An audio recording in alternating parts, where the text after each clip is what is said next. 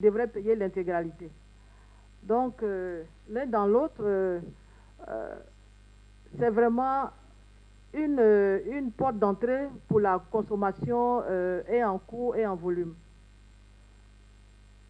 Au niveau encore des constats et de l'analyse du tiers payant, on a également essayé de passer en revue nos dispositifs de surveillance, les contrôles médicaux, et qui aboutissent malheureusement au rejet. Et dans ces dispositifs de surveillance, on a les paramétrages au niveau des logiciels, mais on ne peut pas dire que ces paramétrages sont efficaces à 100%. Ensuite, on a également demandé qu'il y ait des accords préalables sur certains actes. C'est fait. Avant qu'on ne donne l'accord, nos médecins ont le temps de regarder ce qu'il en est. Ensuite, il y a le contrôle médical aussi en cas d'hospitalisation sur place.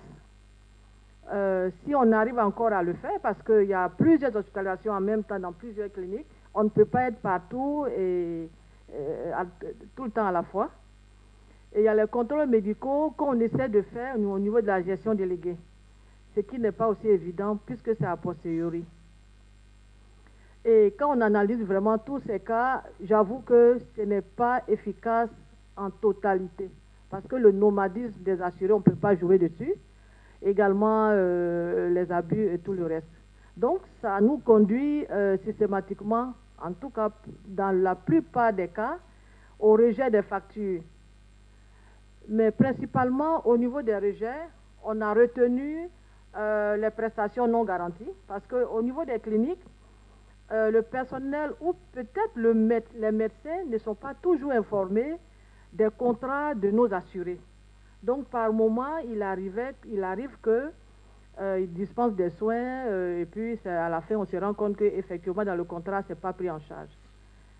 Et il y a l'insuffisance ou l'absence d'informations justifiant les soins exposés. Quand nous recevons des factures des cliniques et qu'on leur demande, notre médecin, le médecin conseil demande des explications complémentaires ou des informations ou des documents complémentaires, on peut ne pas les recevoir. Pour quelle raison, je ne saurais expliquer. Donc, si on n'a pas reçu d'explication alors qu'on doit débourser, on ne payera pas. Ça fait un rejet. Et le troisième élément qui est aussi important, c'est le non-respect des procédures d'accord préalables. Il y a des soins qui sont effectués alors qu'ils sont inscrits dans la liste des accords préalables. Et ces soins sont effectués tranquillement et c'est ensuite qu'on reçoit les factures. Autre constat, on a essayé également de ressortir l'impact du tiers payant sur les frais de gestion. Je pense que ce matin, Landry, dans sa communication, a fait ressortir cet élément, mais en pourcentage, où il mettait le pourcentage de la prime, le pourcentage de la commission courtier, le pourcentage de la commission gestion, le pourcentage qui est réservé de la gestion, qui est réservé à l'assureur. Et puis, mais nous, ici, on a essayé juste de relever les différents éléments qui rentraient un peu dans les frais de gestion. Pour une prime X donnée, on a plein de règlements sur le tiers payant avec une cadence très élevée, des coûts également élevés. On a une exploitation des logiciels et on a aussi des frais engagés pour les éditions des cartes et de bons. La relation avec, comparativement au remboursement direct, ce n'est pas forcément le cas parce que comme l'assuré débourse avant de se faire rembourser, la cadence n'est pas la même et on pourrait dire que c'est un schéma qui est en général qui est avantageux pour l'assureur. En grand 3, on a essayé de ressortir les dysfonctionnements, si on y prend garde, qui pourraient devenir des menaces. Et ces dysfonctionnements, on a fait ressortir les différentes relations entre les assureurs et les assurés. Au départ, c'était assez simple pour nous parce que quand votre assuré est mauvais, on essaie de discuter pour ajuster les primes. Ensuite, il y a eu la relation assureur-prestataire où on essayait de discuter les factures, pardon, le délai de paiement des factures, bon, avec éventuellement des rejets, mais ce n'était pas encore énormes comme dans le cas du tiers payant. Et le dernier élément qui est très complexe pour nous aujourd'hui, c'est la relation assureur-gestionnaire. Parce qu'au-delà des gestionnaires, vous avez des courtiers. Possible qu'il y ait des courtiers. Et vous ne pouvez pas vous amuser à redresser, à faire des comptes. Il y a plein de choses qui rentrent en ligne de compte. Et sur ce point spécialement, nous avons fait des slides qui vont suivre pour vous expliquer un peu notre point de vue. Donc, premièrement, dans la relation assureur-assuré, on a vu qu'il y avait beaucoup d'abus en permanence.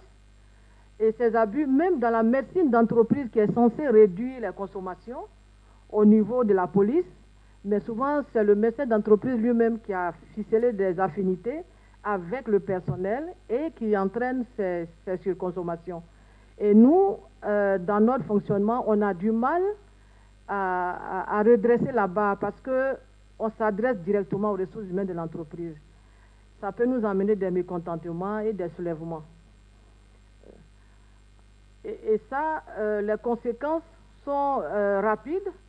On a des polices déficitaires sur plusieurs exercices qu'on a du mal à redresser. Et même les pertes financières qu'on observe sur l'équilibre de la santé et même l'équilibre de façon générale. Et en face de ces dysfonctionnements, on a essayé de rémunérer quelques pistes de solutions. Il faudrait non seulement renforcer la sensibilisation avec les assurés, mais je pense qu'il y a lieu de contractualiser certains points. Pourquoi? Parce que même dans le comité de suivi, quand on propose aux assurés de suspendre momentanément le tiers payant, quitte à ce qu'on puisse arriver à un état d'équilibre en fin d'année, ça pose problème parce que ce n'est écrit nulle part dans nos contrats qu'on pouvait en cours de chemin leur enlever cet avantage qui, comme l'a dit le président Bakayoko, c'est une facilité qu'on leur a donnée. Le contrat d'assurance santé avec le tiers payant, franchement, c'est une facilité et qu'on ne devrait pas en faire un élément contractuel qui s'impose à nous. Deuxièmement, on pourrait aussi, c'est des choses qu'on a déjà expérimentées dans le quotidien, qui marchent, mais pas chez tous les clients, la suppression momentanée du tiers payant. Et ça a de bons résultats et il faut qu'on puisse contractualiser ça. Ensuite, il y a le fait de plafonner aussi les prestations à forte fréquence et très coûteuses. Et en troisième lieu, privilégier le tiers payant uniquement sur l'hospitalisation. Quand vraiment ça ne va pas du tout, c'est bon d'y penser et pour que tout le monde soit à l'aise. En deuxième point, on a relevé les relations assureurs-prestataires. J'avoue qu'il y a des conflits permanents au niveau des retards de transmission des factures en cours d'année ou bien même après la clôture d'un exercice. Et malheureusement, les prestataires ne comprennent pas notre système de gestion parce que quand vous nous transmettez des factures après la clôture, que faisons-nous? Le client est déjà parti, on n'a pas les moyens de récupérer toute cette perte. On a clôturé, on ne sait pas comment il faut payer ces factures. Donc, franchement, ce serait l'occasion aussi d'étudier cette possibilité de nous transmettre les factures dans le temps pour qu'on puisse avoir une vision réelle et définitive même des charges qui sont à notre niveau. Et ces conflits aussi, il y a les retards permanents de paiement des factures. Bon, ça aussi c'est une question, j'avoue que par moment oui, par moment non, mais c'est des choses qu'on peut discuter encore avec les prestataires. Mais l'élément qui vient également poser beaucoup de problèmes, c'est le refus de contrôle des prestations. Moi, je pense que le contrôle, la confiance n'exclut pas le contrôle. Et le contrôle de nos prestations, c'est un gage de confiance quand même qui devrait exister entre nous et puis les prestataires. Mais malheureusement, on est confronté à ce problème au quotidien. Et du coup, bon, ça peut envoyer des rejets. Et la cadence aussi des hospitalisations qui est trop élevée. On a l'impression, on n'est pas médecin, mais on a l'impression que par moment, les hospitalisations se font de façon systématique, alors que peut-être pour certaines affections, on aurait pu passer à un traitement ambulatoire. Et les séjours On passe le temps également, nos médecins conseils, malheureusement, sont tout le temps en train de discuter avec les médecins traitants sur des séjours estimés trop longs pour des affections qui pourraient éventuellement être soignées soit en ambulatoire, soit en mise en observation. Il n'y a pas de souci si vous proposez la mise en observation au client, mais c'est quand c'est l'assureur que ça pose problème parce qu'on voit derrière le gain financier. Donc, en face de ces dysfonctionnements, on a trouvé quelques pistes de solutions. C'est contractualiser les délais de transmission et puis assortir cela peut-être même directement officialiser que quand ça ne vient pas dans le temps, on va rejeter. Et puis nous permettre également, permettre à nos médecins conseils d'effectuer les contrôles. Les contrôles, j'insiste là-dessus parce qu'on a trop de cas de fraude. Peut-être tout le monde n'est pas fraudeur, mais le fait déjà de découvrir des cas assez, de façon récurrente dans nos factures nous amène systématiquement à nous dire il faut qu'on contrôle ce qui se paye. Il faut qu'on contrôle.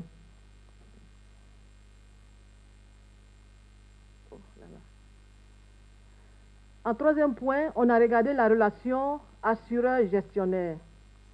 C'est la relation la plus complexe. Parce que les gestionnaires simples ou les gestionnaires avec courtage derrière, ils ont deux casquettes. Et quand nous, on a l'intention, disons, au vu des résultats annuels, on estime que le client doit être redressé, mais on se rend compte que c'est plus compliqué qu'il ne l'est. On nous refuse ça parce que le client va aller ailleurs, lui il va perdre son client. Et nous, malheureusement, on va traîner des contrats en permanence très déficitaires dans le portefeuille. Et ça, franchement, c'est difficile à gérer au quotidien. C'est difficile à gérer. Et l'autre élément également qui nous rend la relation difficile avec le gestionnaire ou éventuellement gestionnaire courtier, c'est le fait qu'on n'a pas de visibilité dans la relation qu'ils entretiennent avec les prestataires. On a, comme l'a dit Dr Boguifo hier, il y a plein de plaintes. Mais bon, personne n'a écrit, on n'a pas de preuves écrites, on ne sait pas ce qui se passe. Mais nous, dans notre relation, dans notre convention de délégation de gestion, il y a quand même des clauses qui nous obligent à préfinancer, sinon à prévoir ces cas de paiement en retard, où on nous demande au moins 2 à 3 mois de sinistre hein, qu'on devrait payer aux gestionnaires. Donc, on ne comprend pas. Ensuite, quand les factures arrivent, on nous demande de payer dans les 15 jours qui suivent.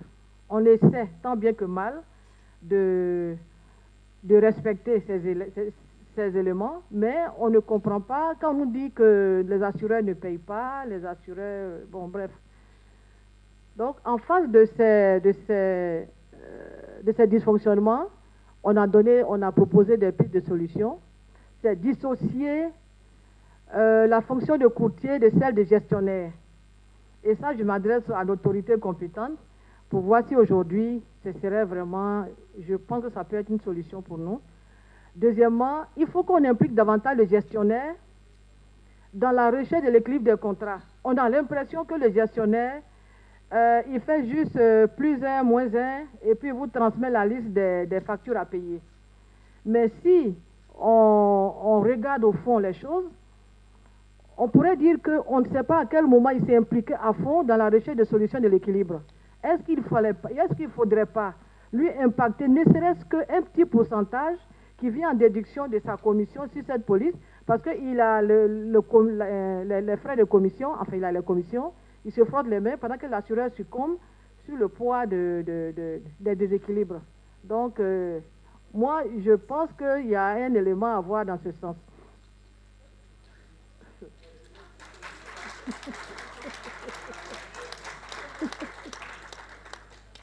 Merci. Ensuite, l'autre élément, je pense qu'aujourd'hui, les gestionnaires ont beaucoup trop à faire avec les portefeuilles des assureurs et les portefeuilles, les mutuelles, l'autofinancement et tout le reste. Est-ce qu'il ne serait pas temps, dans l'évolution de notre relation, de nous transmettre nos cautions qu'on a déposées chez eux depuis des années. Deuxièmement, on ne reçoit pas de frais financiers sur ces cautions. Et puis, il serait souhaitable que nous, si nous avons ces montants, nous, on va faire directement les virements aux prestataires. Peut-être que ça va nous épargner parce que l'image de l'assureur est suffisamment salie avec des histoires de non-paiement, retard de paiement, rejet et tout. On a vraiment besoin de voir un peu plus clair là-dedans. Donc, donnez-nous nos cautions et puis laissez-nous payer directement aux prestataires, de telle sorte que quand il y a des problèmes, on est directement informé. Le dernier élément que je voulais aussi ajouter, c'est la transmission des factures traitées. Moi, je pense que les factures nous appartiennent. Il ne sert à rien de les garder pendant 6 mois, 1 an. Et quand on veut aller faire des contrôles chez les gestionnaires, il y a problème. Il y a vraiment problème. Et on sait, il y a problème parce qu'ils n'ont pas le temps. Mais bon, je ne sais pas s'il y a autre chose, hein. Mais je suppose que c'est parce qu'ils n'ont pas le temps.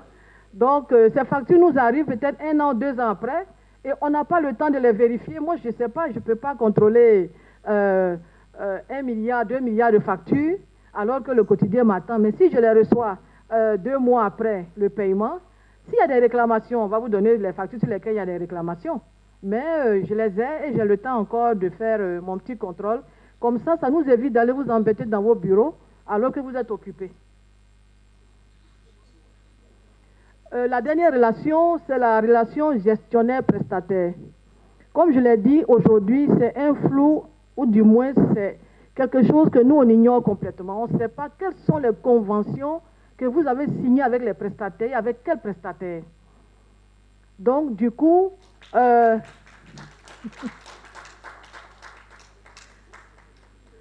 guise de piste de solution, je préfère qu'on mette en place un cadre d'échange permanent avec les parties prenantes. Permanent parce qu'au moins on va se parler. Hier, quand le Dr Boguifo parlait, il dit, bon, peut-être qu'il fait l'amalgame au niveau de tous les assureurs, mais en même temps, nous aussi, on ne sait pas qui est gestionnaire, qui est clinique agréée, qui est dans les normes. C'est le tas il faut qu'on fasse l'état des lieux. Et nous, on souhaiterait aussi que la CPCI nous donne les éléments concrets. Parce qu'il y a plein de choses qu'on a entendues hier, mais nous, on ne se sent pas concernés. Les ristournes, on ne sait pas ce que c'est. Les escomptes, on ne sait pas ce que c'est. Bon, on a besoin de savoir parce qu'on a donné de l'argent aussi. Est-ce que c'est notre argent qu'on utilise pour faire rapidement les paiements et puis on nous prend des escomptes dessus? On n'en sait rien. On a besoin de comprendre parce qu'on est le dernier payeur. Et nous, on succombe, on ploie sous le poids des équilibres des contrats. Donc, merci. Bon, c'était là quelques dysfonctionnements. J'espère qu'il y en a d'autres. Peut-être qu'en atelier, on va beaucoup plus parler dedans. Les pistes de solutions, on a retenu une piste concernant l'amélioration du ticket modérateur. Je l'ai déjà expliqué plus haut, où il fallait voir avec l'assuré la possibilité de supprimer momentanément. Et ça, personnellement, je l'ai déjà appliqué avec d'autres contrats et ça a marché. Donc, les assurés, en ce moment, ils se rendent compte que le tiers payant, c'est un avantage. Et que pendant la période où ils n'ont pas de tiers payant, ils ont dû débourser. Donc, du coup, quand on remet en vigueur, il y a vraiment la sensibilisation qui passe. Donc, c'est des éléments qu'on a déjà expérimentés. Je passe dessus. L'autre piste de solution, c'est la contractualisation également, dont j'ai parlé. Mais en même temps, il faut qu'on ait un cadre de rencontre. On ait un cadre de rencontre. J'insiste là-dessus parce qu'on ne se parle pas avec les prestataires comme il se doit. Ils disent beaucoup de choses, mais c'est quoi exactement? Nous, on a confié nos portefeuilles à des gestionnaires et on n'est pas forcément au courant de ce qui se passe entre eux. Donc, du coup, les problèmes qui nous opposent, nous, on ne sait pas comment les résoudre. Pardon.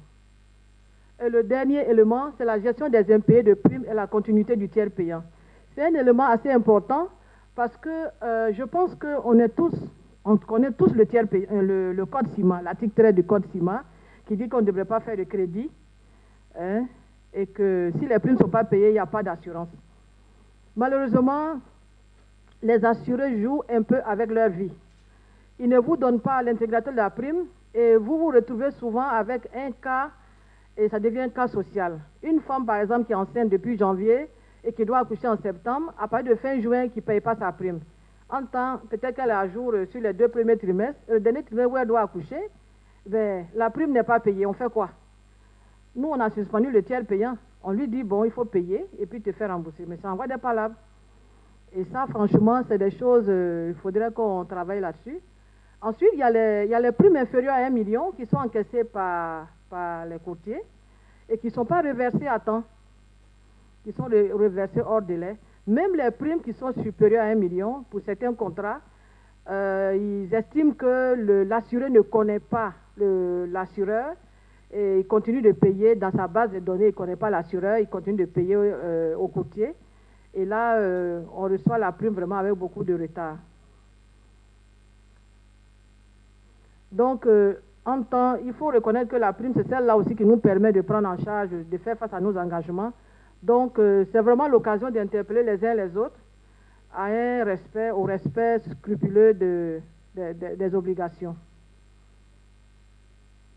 En conclusion, il faut dire que le tiers payant nous arrange tous, qu'on soit assureur, assuré, prestataire et tout. Chacun y trouve son compte. Seulement, si on y prend garde, si on ne se donne pas la peine d'échanger, de discuter, de créer des cadres d'échange permanents, on risque de transformer ces dysfonctionnements en menaces.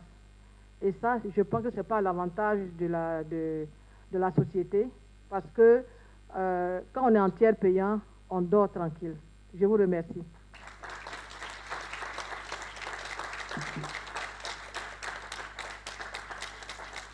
Bien, c'était intéressant. On se rend compte que les assureurs ont interpellé tout l'écosystème, les gestionnaires, les prestataires, les courtiers et également les consommateurs, donc nous. Et justement, ça me permet de faire la transition pour recevoir le président de la Fédération nationale des consommateurs de Côte d'Ivoire. Je l'avais vu tout à l'heure, il est là. Recevons monsieur Yves Kwaku Aka. Bonjour messieurs, bonjour mesdames, bonjour cher président de l'association des assureurs de Côte d'Ivoire qui a eu l'honneur de nous inviter pour être panéliste, écouter la voix du consommateur. Bon, quand j'ai écouté madame qui vient de me précéder, je me dis que je n'ai pas trop de choses à dire parce que dans son exposé, elle a relevé beaucoup de choses que nous-mêmes, nous venons de comprendre et donc qui justifient beaucoup de difficultés que nous avons relevées parce que nous, consommateurs, on n'a pas à rentrer dans les définitions. On nous dit tiers payant, c'est une politique pour nous permettre, n'est-ce pas, d'être dispensés du paiement de notre facture. Ça peut être en partie comme de façon intégrale. Et donc cette politique-là, nous nous rendons compte que, comme elle vient de le dire, ça a suscité une croissance dans le monde des affaires au niveau des cliniques. Il disait que pour voir les docteurs, il fallait aller au CHU, n'est-ce pas? Mais avec cette politique-là, nous croyons que ça a créé beaucoup d'engouement au niveau des cliniques et donc ça a redoré vraiment le blason au niveau du monde des affaires, de l'assurance. On nous parle des prestataires et des gestionnaires et donc ça a créé, je veux dire, beaucoup de business. L'introduction, j'étais en train de présenter un peu, voilà, le secteur de l'assurance en Côte d'Ivoire affiche un visage enviable, comme madame l'a dit là. C'est ça que j'étais en train de dépeindre rapidement. Mais je dis que cette embellie laisse apparaître une importante fissure.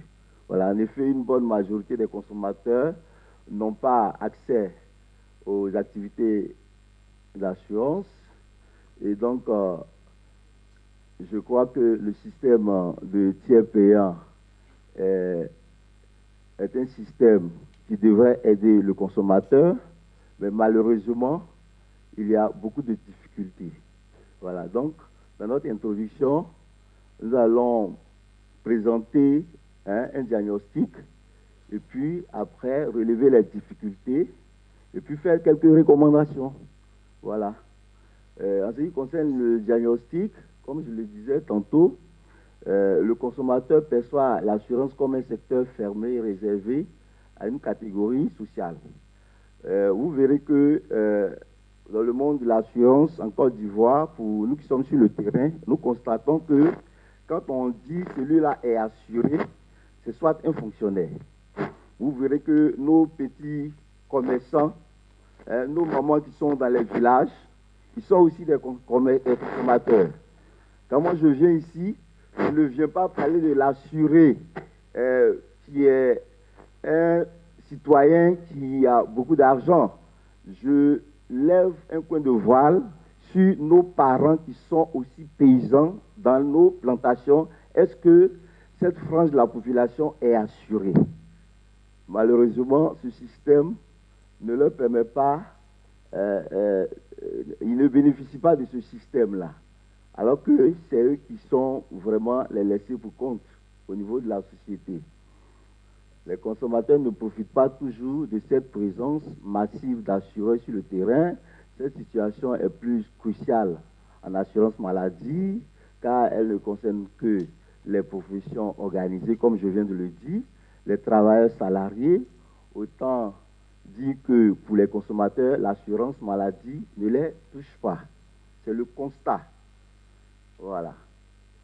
Maintenant, la première partie, c'était le diagnostic. La deuxième partie, c'est les difficultés. Voilà.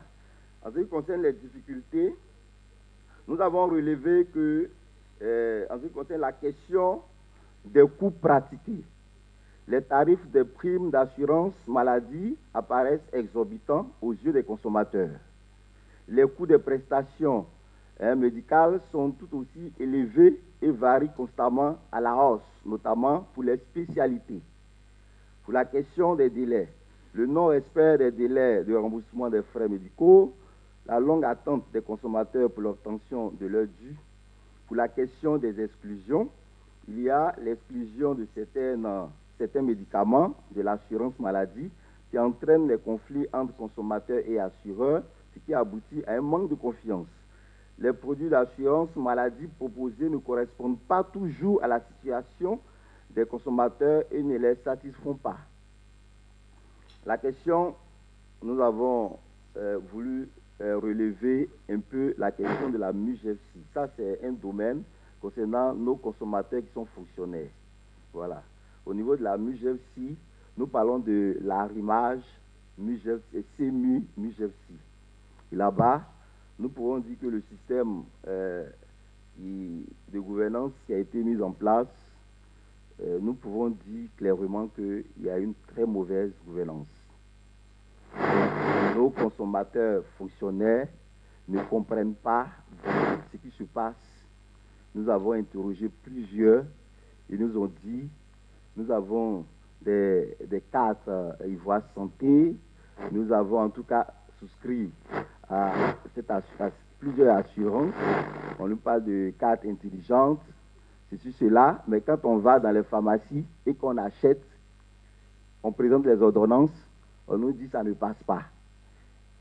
Et donc, vraiment, l'arrimage CMU-MUGEFSI, les consommateurs fonctionnaires, je peux dire que c'est à ce niveau-là qu'il y a beaucoup de problèmes. Parce que plus de 60% des consommateurs que nous avons, qui sont fonctionnaires, c'est eux qui s'occupent, n'est-ce pas, de leurs parents, comme on le dit. Un fonctionnaire en Côte d'Ivoire, il peut s'occuper peut-être de 3 familles.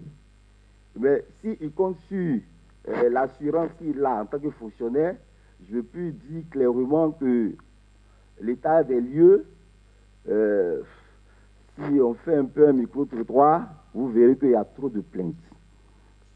Les médicaments ne passent pas dans plusieurs pharmacies, ils arrivent dans plusieurs cliniques.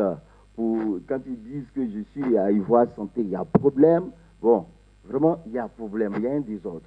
Pour nous, il y a un manque d'harmonie des attributions entre la MUGEFSI et la CMU. Nous pensons aussi que le système de gestion est un peu archaïque. Quand les histoires de bons que nous devons aller signer par-ci, par-là, ce système-là est un peu archaïque. Voilà. Et donc, tout de suite, nous, les consommateurs, nous disons que pour une proposition pragmatique et pratique, voilà, on peut maintenant faire passer le côté proposition. Je finis avec les difficultés. Voilà. Et donc, au niveau des attentes, nous voulons qu'on puisse vulgariser l'assurance santé. Il y a plusieurs polices d'assurance, mais quand on vient vers les populations, c'est plus pour nous présenter des documents pour signer les contrats, les polices d'assurance. Quand on finit de signer ces contrats-là, le plus souvent, on ne comprend pas grand-chose. Les conditions générales même sont difficiles à comprendre. Le consommateur, quand il a fini de signer, on lui a fait des promesses, mais à l'exécution, c'est maintenant qu'on va brandir des clauses qu'on n'a pas présentées au préalable. Et donc, il faut vulgariser l'assurance santé, il faut en parler suffisamment. Il faut généraliser le tiers payant. Et je crois que le tiers payant partiel, si on peut aller jusqu'au tiers payant intégral, c'est-à-dire total, au niveau des consommateurs qui sont les moins nantis, ça sera vraiment faire œuvre sociale. Voilà.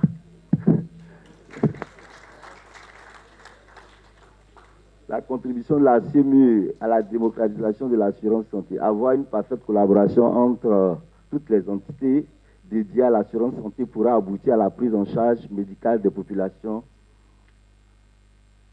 Voilà. Et donc, vraiment, la proposition qu'on voulait faire aussi, c'est de digitaliser. Nous pensons que nous sommes à l'ère de l'informatique. Il faut digitaliser les choses. Les histoires de bons, trop de papier, ça nous fatigue. Voilà. Trop de papier, ça nous fatigue. Voilà. On peut être à la maison avec son téléphone portable aujourd'hui et puis régler tout. Voilà. Vous voyez, au niveau... si vous pouvez venir au niveau de l'assurance, je crois que ça va régler beaucoup de problèmes. Voilà.